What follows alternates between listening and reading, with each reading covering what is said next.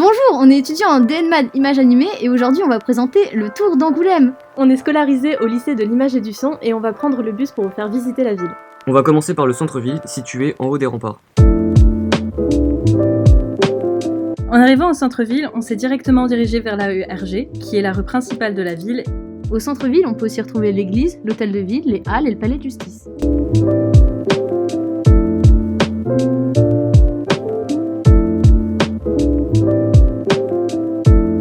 Et au fait, vous mangez où le midi?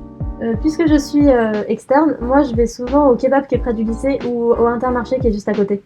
Personnellement, comme je suis demi-pensionnaire, j'ai plutôt tendance à manger au lycée.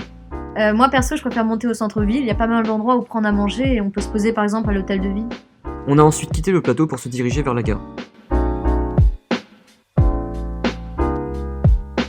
La gare est typique d'Angoulême puisqu'elle est sur le thème de la bande dessinée avec des peintures et des statues de différents personnages. On a poursuivi notre chemin jusqu'au musée de la bande dessinée et du papier qui se trouve au bord de la Charente. Pour arriver au musée de la BD, on est passé par plein de petits ponts atypiques.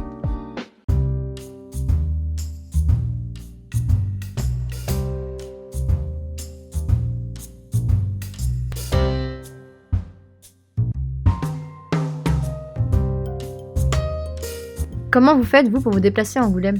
Pour le coup, moi je prends les bus. En plus, c'est pratique parce qu'à Angoulême, il y a des bus vraiment souvent et il y a plusieurs lignes, donc on peut se déplacer vraiment facilement. Bah moi par exemple, pour rentrer chez moi, je dois prendre le train et c'est vrai que c'est pratique parce que la gare n'est pas très loin du lycée.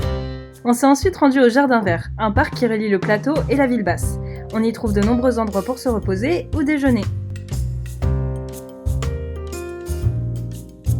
Comment t'as fait toi pour trouver ton logement? Moi j'ai cherché sur Le Bon Coin, j'ai trouvé assez facilement et c'était pas trop cher. Bah tu vois, moi je suis passée par une agence et puis pareil que toi, ça a été super rapide et puis en plus c'est vrai que sur Angoulême les logements sont pas très chers.